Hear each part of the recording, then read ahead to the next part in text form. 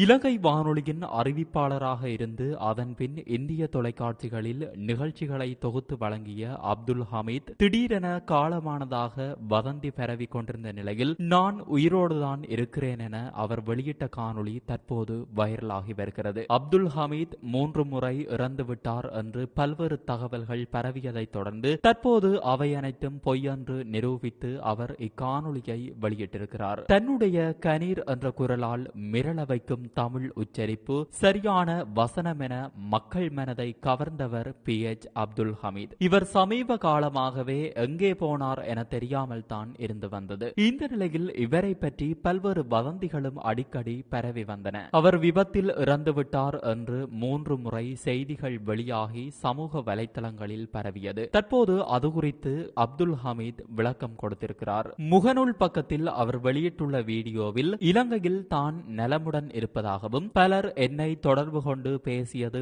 நெகிழ்ச்சியை ஏற்படுத்தியுள்ளது என்று கண்ணீருடன் தெரிவித்துள்ளார். மேலும் 1983 ஆண்டு தானும் மனைவியும் காரில் பயணித்துக் கொண்டிருந்த போது ஒரு சிலர் தடுத்து காரில் பெட்ரோல் ஊற்றி எங்களை உயிரோடு கொளுத்தி விட்டார்கள் என முதல் வதந்தி பரவியது. அதன்பின் பிரபல தொலைக்காட்சி தொகுப்பாளர் மரணம், கதறி அழுதது குடும்பம் என செய்திக்கு தலைப்பு கொடுக்கப்பட்டு தனது புகைப்படமும் வந்திருந்தது. அப்போது சரி பரவாயில்லை, என்னால் அவர்களுக்கு சிறிய வருமானம் கிடைத்தது என்று அது குறித்து எதுவும் தெரிவிக்காமல் விட்டுவிட்டாராம். 3வது முறையாக மீண்டும் ஒரு சம்பவம் நடைபெற்றிருக்கிறது. இப்படி நான் 3 முறை இறந்து விட்டதாக செய்திகள் பரவிக் கொண்டிருந்தாலும் நான் உயிரோடுதான் இருக்கிறேன் என்று பல வருடங்களுக்கு பிறகு முதல் முறையாக பேட்டி கொடுத்திருக்கிறார். இந்த வீடியோவை ரசிகர்கள் பலர் பகிர்ந்து இவர் மீண்டும் பழைய நிலையில் புது நிகழ்ச்சியை தொகுத்து வழங்க வேண்டும் என்று தங்களுடைய விருப்பங்களை தெரிவித்து வருகின்றனர்.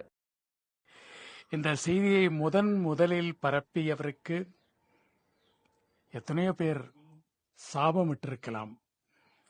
அந்த சாபங்களில் இருந்து அந்த மனிதரை காப்பாற்றும்படி அதே இறைவனிடம் நான் வேண்டுகின்றேன். ஏதோ ஒரு நன்மையை செய்திருக்கின்றார் அவர்.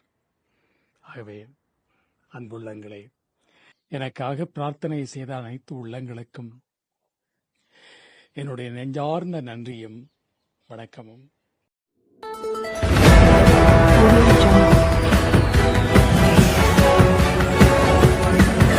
Audio